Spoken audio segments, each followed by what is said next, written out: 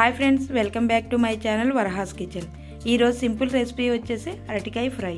ఈ అరటికాయ ఫ్రైని సాంబారు, పప్పు టమాటా, పప్పు ఆనపకాయలోకి సైడ్ డిష్గా చేసుకొని తింటే చాలా టేస్టీగా ఉంటుంది. అరటికాయ నచ్చలేని వాళ్ళు కూడా ఇలా ఫ్రై చేసుకొని పెడితే చాలా ఇష్టంగా తింటారు. ఇంక లేట్ చేయకుండా తయారీ ప్రాసెస్ ఏంటో చూసేద్దాము. ముందుగా 3 అరటికాయలు తీసుకొని శుభ్రంగా పీల్ చేసుకొని వాష్ చేసుకోవాలి. వాష్ చేసుకున్న తర్వాత వీడియోలో చూపించిన విధంగా పీసులు కట్ చేసుకొని సాల్ట్ వేసుకున్న వాటర్లోకి వేసుకోవాలి.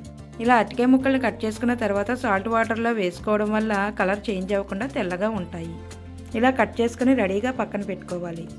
ఇప్పుడు స్టవ్ మీద కడాయి పెట్టుకుని 2 టేబుల్ స్పూన్ ఆయిల్ వేసుకోవాలి. ఆయిల్ హీట్ అయిన తర్వాత 1 స్పూన్ మినపప్పు, 1 స్పూన్ శనగపప్పు, 1/2 స్పూన్ ఆవాలు, 1/2 స్పూన్ జీలకర్ర వేసుకొని వేయించుకోవాలి. ఇవి కాస్త వేయించుకున్న తర్వాత అరటికాయ ముక్కలని వాటర్ అంతా స్ట్రెయిన్ చేసుకొని కడాయిలో వేసుకొని వేయించుకోవాలి. ఇలా అరటికాయ ముక్కలు అన్నీ వేసుకున్న తర్వాత మీడియం ఫ్లేమ్లో పెట్టుకొని అటు ఇటు కలుపుతూ బాగా వేయించుకోవాలి.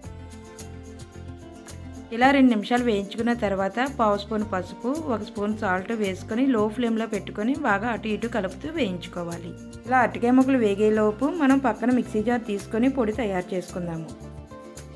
ఇప్పుడు మిక్సీ జార్లోకి 3 ఎండుమిర్చి, 1/2 స్పూన్ జీలకర్ర, 1 స్పూన్ ధనియాలు, కొంచెం ఎండు కొబ్బరి, 1 టేబుల్ స్పూన్ నువ్వులు, 10-12 వెల్లుల్లి రేకలు వేసుకొని బరకగా మిక్సీ పట్టుకోవాలి. ఇలా బరకగా మిక్సీ పట్టుకున్న తర్వాత రెడీగా పక్కన పెట్టుకోవాలి. మరొక పక్క అరటికాయలను చూస్తే బాగా ఫ్రై అయిపోయి ఉంటాయి.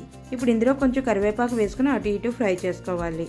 ముందుగా రెడీ చేసి పక్కన పెట్టుకున్న కారపొడిని ఇందులో వేసుకొని బాగా అటు ఇటు కలుపుకోవాలి.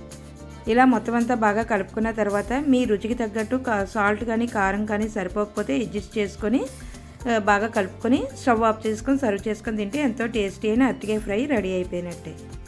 ఇక్కడ నాకు కారం తక్కువగా ఉండడం వల్ల 1 స్పూన్ కారం వేసుకొని బాగా కలుపుకున్నాను.